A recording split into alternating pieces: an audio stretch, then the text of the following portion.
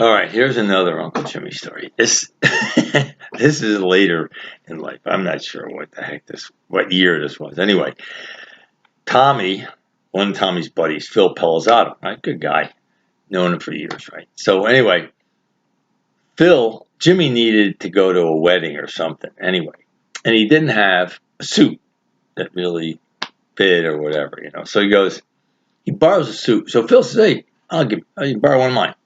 So Phil lends him a suit to go to whatever the fair was. So anyway, a long time goes by, weeks, maybe a month or something. Phil says, "Hey, Duff, what about my suit? Can you get my suit back?" So Jimmy says, "You don't want that suit." He says, "What do you mean I don't want the suit?" He says, "Well, it doesn't fit." So he goes, "Well, it doesn't fit you, but it fits me." He says, "Oh, no, it didn't fit me, so I had it altered. Now, it won't fit you." And he says it just as matter of fact as that. It feels like, "What? You had it, you what? You had it altered? Altered my suit? Well, it didn't fit." And Jimmy's like, "Well, it didn't fit." Just like, hey, what else? Now, two things. One, a lot of people, that would be the end of their relationship. They would never talk to one another, again. They'd be mad forever. Phil is a friend of the family's. He's been a friend of the family's forever. And Phil tells that story all the time. And he said, "I don't know what that suit cost me, but it's been worth $1 million in story value. It is." But it's like, it's tough. I mean, and it's like, you go, Phil goes, "What? How could you?" It's like, duh, what do you mean?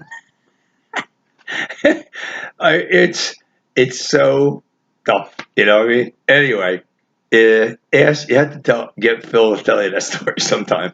I'd love to have seen Phil's face when he told him the story. Anyway, that's a little short one. We'll catch you up on some others, but giving you a sense of the personality, also the nuttiness that ensued around us, but also the fact that there was a genuine friendship with people. None of us had a lot, and it was very few people got ticked off and never spoke to one another again. We just didn't happen. And we had fights. So I mean, guys had, in those days. People don't do it today, but people had fights, and so But fights sometimes you don't even remember what you fought about, but now you're friends. And it didn't. There was never a logical settlement of the argument.